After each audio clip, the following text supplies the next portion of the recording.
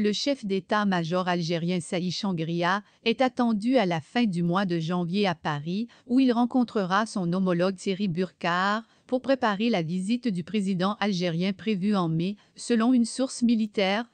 Cette rencontre est hautement symbolique, alors qu'aucun patron de l'armée algérienne ne s'est rendu en France en visite officielle depuis près de 17 ans. Les deux chefs d'état-major des deux pays s'étaient déjà rencontrés les 25 et 26 août 2022 lors du voyage du président français Emmanuel Macron en Algérie. Les généraux avaient alors évoqué la situation sécuritaire au Sahel et abordé le renforcement de la coopération entre les armées algériennes et françaises. Outre la visite d'État du président algérien, les deux chefs d'état-major devraient une nouvelle fois discuter fin janvier de la situation au Sahel.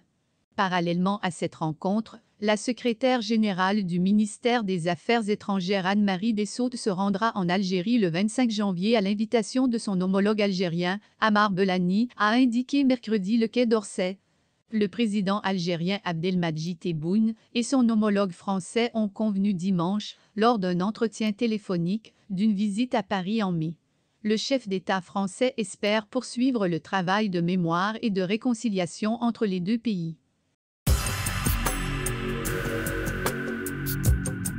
Des dizaines de terroristes ont été neutralisés ces 48 heures, dans la destruction de plusieurs bas terroristes à travers le Burkina, a-t-on appris de sources sûres. L'armée burkinabé et les VDP ont ouvert plusieurs fronts à travers le territoire national pour lutter contre les terroristes qui troublent la quiétude des populations.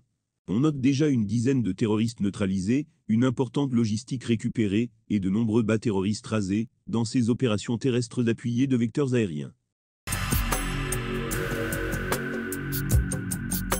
Une dizaine de détenus politiques et d'opinion kabyle, en détention arbitraire à la prison algérienne d'Oran, ont entamé une grève de faim depuis 4 jours, soit depuis le dimanche 15 janvier 2023, et ce, dans l'espoir que leur procès soit programmé afin qu'ils puissent se défendre, bien qu'ils aient des dossiers vides. Parmi les citoyens kabyles en grève de la faim à Oran, on peut lister Toufik Fortas, Kousseila Rantani, Bilal Kamadj, Idir Mehdi et beaucoup d'autres. Cette grève a été communiquée à l'ONU et à plusieurs organisations des droits de l'homme. Plusieurs centaines de personnes, poursuivies pour des motifs politiques, croupissent dans les prisons algériennes, sans qu'une date de procès n'ait été fixée.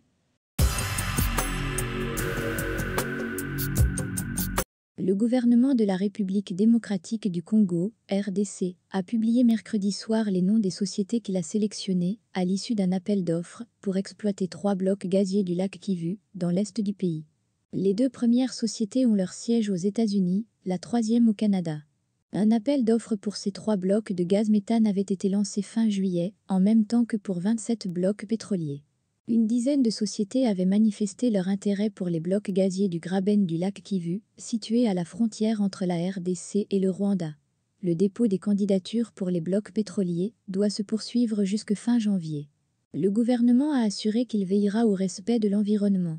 Mais ces projets sont vivement critiqués, notamment par Greenpeace, qui met en garde contre les conséquences catastrophiques qu'ils pourraient avoir sur la biodiversité et le climat, car touchant notamment un complexe forestier riche en tourbières.